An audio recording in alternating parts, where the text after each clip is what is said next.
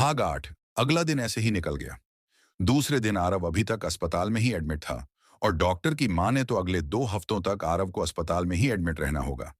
भले ही उसका एक्सीडेंट इतना ज्यादा भी खतरनाक नहीं था, लेकिन आरव की इम्यूनिटी पहले से ही कमजोर रहती थी, जिस कारण अभी दवाइयां उसके ऊपर कम असर दिख रही हैं। पिछले 2 दिन से श्रावणी को अपने घर वालों से वही जिल्लत झेलनी पड़ रही थी।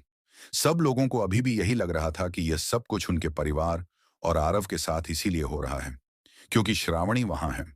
उन सभी को तो यही लगता है कि श्रावणी के साय की वजह से उनके घर में यह सब हो रहा है। श्रावणी यही सोच रही थी कि वह ठाकुर वीर सिंह को कॉल करके कैसे और क्या जवाब दें। वह भी शादी करना तो नहीं चाहती है, लेकिन उसकी मना करने की हिम्मत भी नहीं हो रही। वह आरव के वार्ड के सामने वाले बेंच पर ही बैठी थी और यह सब सोच रही थी। तभी कामिनी जी राजेंद्र जी के साथ वहां आ गई और एक बार फिर से श्रावणी को वहां देखते ही उसका पारा चढ़ गया। वे लोग श्रावणी से कुछ ही दूर पर खड़े थे।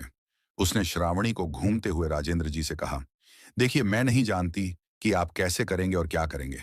अब मैं इस लड़की से बहुत तंग आ गई हूं। इसके काले साए की वजह से मेरा बेटा हॉस्पिटल में पहुंच गया है। मैं अब बस इतना चाहती हूं कि इसे आप घर से बाहर निकाल दें। राजेंद्र जी भी श्रावणी की तरफ देखते हुए न खुश ही नजर आए। उन्होंने कामिनी से कहा, पहले तो मैंने सोचा था कि इसका सौदा राठौर परिवार में करेंगे, लेकिन उन लोगों तक पहुंचाने का कोई रास्ता नहीं दिख रहा अभी तक। तो अब हमें कोई दूसरा बड़ा परिवार ढूंढना होगा ताकि इसे इतने साल पालने का कोई फायदा तो हो। कामिनी जी को संतुष्टि हुई कि आखिरकार इस पनौती से छुटकारा मिल जाएगा। वहां श्रावणी कुछ दूर पर बैठी अपने ही ख्यालों में खोई हुई थी। उसे राजेंद्र जी और कामिनी जी दोनों की बातें सुनाई नहीं दी। इसके बाद राजेंद्र और कामिनी आरव के वार्ड के अंदर चले गए। श्रावणी ने सर उठाकर उनकी तरफ देखा और उनकी पैनी नजर देखकर वह चुपचाप वहां से उठकर दूसरी ओर चल दी। वह फिर चलते चलते लिफ्ट के सामने पहुंच गई और कुछ सोचते हुए लिफ्ट के अंदर जाकर टेरेस का बटन दबा दिया। पता नहीं क्यों उसे बार बार रुद्रांश की वह सुबह वाली शक्ल और उसके घर में जब उसने उसे देखा था, वह याद आ रहा था। श्रावणी ने सोचा कि यह क्या हो रहा है मेरे साथ। मैं उनके बारे में इतना क्यों सोच रही हूं। उसने चुपचाप अपना सर झटका और टेरेस में वहीं घूमने लगी। 10 मिनट बीत गई, लेकिन अभी भी वह रुद्रांश के ख्याल अपने दिमाग से नहीं निकल पा रही थी। उसने एक गहरी सांस ली और हिम्मत करते हुए अपने पर्स से वह छोटा सा फोन निकाला। फिर कुछ सेकंड तक उस फोन की तरफ देखने के बाद उसने ठाकुर जी को कॉल मिला दिया। रिंग जाने के साथ साथ उसके दिल की धड़कन भी बढ़ती जा रही थी। खुशी सेकंड बाद ठाकुर प्रताप की गहरी आवाज सामने से सुनाई दी। श्रावणी ने कॉल तो किया था उस प्रपोजल को मना करने के लिए, लेकिन पता नहीं क्यों अचानक उसके दिमाग में वह सारी यादें आ गईं जब उसके घर वालों ने उससे बदसलूकी से बात की थी, उसे नीचा दिखाया था, उसे ताने मारे थे और पता नहीं क्या क्या। वह कुछ नहीं बोली, लेकिन सामने से फिर ठाकुर साहब की आवाज आई, श्रावणी बिटिया। श्रावणी अपने ख्यालों से अचानक बाहर आ गई। उसने कहा, हेलो दादाजी, मैं हूं श्रावणी। वीर सिंह मुस्कुराए बोले, हाँ हाँ बेटी, मैं जानता हूं। मुझे पता है आज तीसरा दिन हो गया है, तो तुमने जवाब देने के लिए ही कॉल किया होगा। लेकिन इससे पहले कि तुम मुझे जवाब दो, मैं तुम्हें कुछ बताना चाहता हूं। श्रावणी ने हिचकिचाते हुए कहा, जी कहिए। ठाकुर वीर सिंह ने गहरी सांस ली और बोलना शुरू किया, देखो बेटी, मैं जानता हूं कि मैं तुम्हें अचानक से ही शादी के बारे में पूछ लिया, और मैं यह भी जानता हूं कि तुम्हारा पहला ख्याल इसे मना करने का ही होगा, क्योंकि ऐसे अचानक मिले प्रपोजल को कोई भी हाँ नहीं करता। तुमसे पूछने से पहले मैंने अपने पोते से भी नहीं पूछा था। बाद में मुझे जाकर एहसास हुआ कि मैंने थोड़ी जल्दबाजी कर दी है। लेकिन जब मैंने रुद्रांश का जवाब सुना तो मेरे दिल को थोड़ी ठंडक मिली। श्रावणी हल्की चौंकी और थोड़ा ठिठकते हुए बोली, उन उन्होंने क्या जवाब दिया? सामने से जो जवाब मिला, श्रावणी पता नहीं क्यों, लेकिन वह सुनकर खुश हुई। ठाकुर जी ने बताया था कि रुद्रांश ने कहा कि उसे इस शादी से कोई भी दिक्कत नहीं है। अगर श्रावणी हाँ करती है तो वह उससे शादी कर लेगा। उन्होंने आगे बताया, मेरे पोते ने आज से पहले कभी भी शादी के मुद्दे पर अपनी समर्थन राय नहीं दी है। यह पहली बार था कि उसने बिना किसी गुस्से और रोक टोक के हाँ किया। श्रावणी के दिमाग में फिर से अपने बचपन से लेकर अभी कुछ देर पहले तक की सारी यादें सामने आने लगी। कैसे उसके घर वाले उसे बिल्कुल पसंद नहीं करते और चाहते हैं कि वह यहां से निकल जाए। श्रावणी ने मन में सोचा, हो सकता है कि मैं जो सोच रही हूं वह स्वार्थीपन हो और शायद गलत भी। लेकिन फिर श्रावणी ने अचानक से ही ठाकुर वीर सिंह से कहा, दादाजी मैं इस शादी के लिए बिल्कुल सहमत हूं।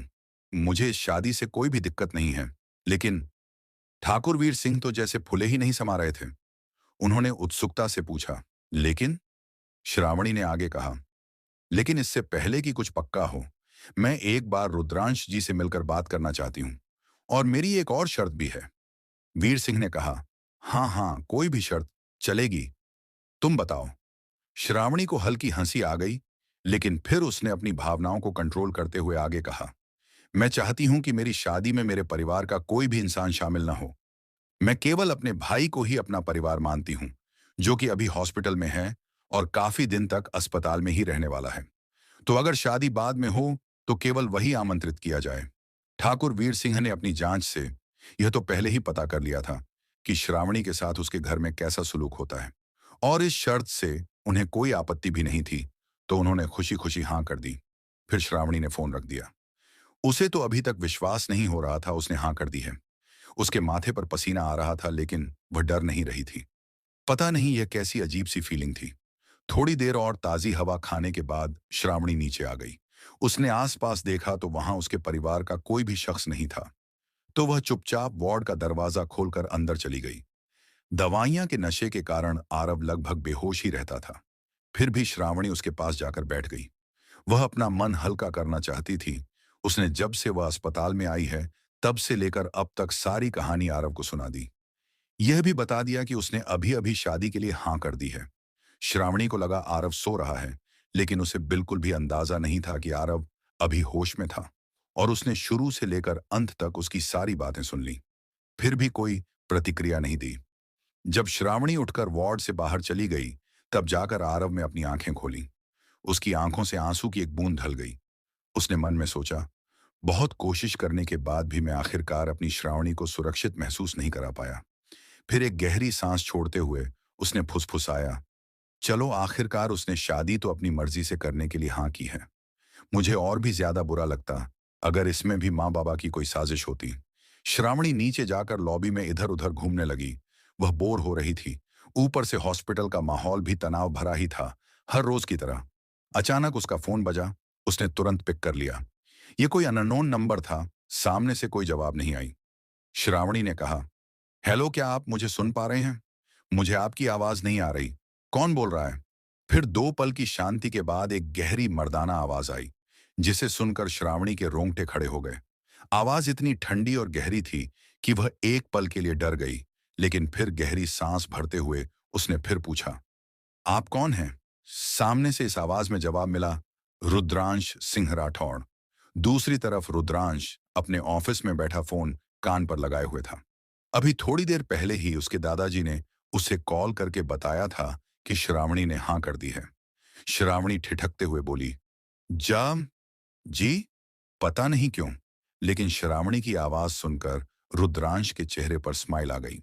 लेकिन रुद्रांश ने अपनी आवाज कठोर ही रखते हुए आगे कहा, मैं रुद्रांश सिंह राठौड़ हूं। उम्मीद है कम से कम आपने जिससे शादी करने के लिए हाँ की है, उसका नाम तो याद ही होगा। श्रावणी को ठंडा पसीना आने लगा। उसने सोचा उनके दादाजी ने सही ही कहा था कि यह बहुत गुस्से में रहते हैं। अभी भी कितनी ठंडी और गुस्से भरी आवाज में बात कर रहे हैं। क्या मैं उनसे शादी करने के लिए हाँ करके ठीक किया? लेकिन फिर श्रावणी ने अपना पसीना पोंछते हुए और बेंच पर बैठते हुए कहा, जी जी, मुझे याद है। आपने इस समय कॉल, मेरा मतलब है कुछ काम था आपको। रुद्रांश की स्माइल और बड़ी हो गई। पास ही खड़ा उसका असिस्टेंट रुद्रांश की शक्ल देखकर हक्का बक्का रह गया। उसने आज से पहले रुद्राक्ष को ऐसे स्माइल करते नहीं देखा था। वह तो इतना डर गया कि उसे लगा उसके बॉस पागल हो गए हैं। रुद्रांश ने फोन पर कहा, मैंने सुना है आप मुझसे मिलना चाहती हैं। श्रावणी को एकदम से याद आया कि उसने ठाकुर वीर सिंह राठौर से हाँ करते समय क्या कहा था। उसने अपनी जीभ दांतों तले हल्की सी दबाई और फिर कहा, हाँ हाँ, मुझे याद है, मैंने कहा था मिलने को। रुद्रांश का जवाब आया, तो क्या आज मिलना ठीक रहेगा? श्रावणी चौंक गई। उसे उम्मीद नहीं थी कि रुद्रांश मिलने के लिए इतनी जल्दी हाँ कर देगा, बल्कि आज ही बुला लेगा। उसने कहा, सॉरी, आज तो नहीं हो पाएगा। हम कल दोपहर को मिल सकते हैं क्या? रुद्रांश ने अपना हल्का सा सिर हिलाते हुए फोन पर जवाब दिया। हाँ, कोई दिक्कत नहीं है। कल दोपहर को लंच पर मिलते हैं। एड्रेस में आपको कॉल करके बता दूंगा। फिर श्रावणी के कॉल काटने का इंतजार नहीं करते हुए रुद्राक्ष ने सामने से कॉल कट कर दिया। श्रावणी ने अपने फोन की तरफ देखा और हल्का सा पाउंड करते हुए सोचा, रूड सिंह राठौड़। दूसरी तरफ जब रुद्रांश के असिस्टेंट ने सुना कि अभी अभी रुद्रांश ने अगले दिन के लंच का प्रोग्राम बनाया है, तो वह एकदम से घबरा गया। उसने तुरंत आगे बढ़कर कहा, सर कल दोपहर को तो हमारी मल्होत्रा ग्रुप के साथ बहुत इंपॉर्टेंट मीटिंग है। हम इसे पोस्टपोन नहीं कर सकते। वो आगे कुछ बोलता, इससे पहले ही रुद्रांश ने उसे अपनी ठंडी नजरों से घूर कर देखा। असिस्टेंट वहीं चुप हो गया। उसकी आगे कुछ बोलने की हिम्मत नहीं हुई। उसने सिर्फ मन में यह सोचा, कितने बड़े झल्लाद हैं। किसी के काम की कोई परवाह ही नहीं है। पूरी टीम ने कितनी मेहनत की है कल की मीटिंग के लिए, और मैंने कितने पापड़ बेले हैं इनका शेड्यूल सेट करने में। और यह है कि अपने शेड्यूल को यहां के वहां बिगाड़ते ही रहते हैं। श्रावणी और रुद्रांश दोनों ही की शक्ल पर इस वक्त कल की मीटिंग की उत्सुकता और खुशी साफ नजर आ रही थी। लेकिन हैरानी की बात यह थी कि दोनों को ही एहसास नहीं था कि वे स्माइल कर रहे हैं। तो क्या होगा आगे? क्या कल की मीटिंग सफल होगी? और क्या श्रावणी से मिलने के चक्कर में रुद्राक्ष की कंपनी को बड़ा घाटा होगा? क्यों रुद्रांश श्रावणी से मिलने को अपने काम से भी ऊपर तरजीह दे रहा है? जानने के लिए सुनते रहिए केज्ड बाय माफिया, माफिया का पिंजरा, केवल यूकी एफएम पर। चैनल को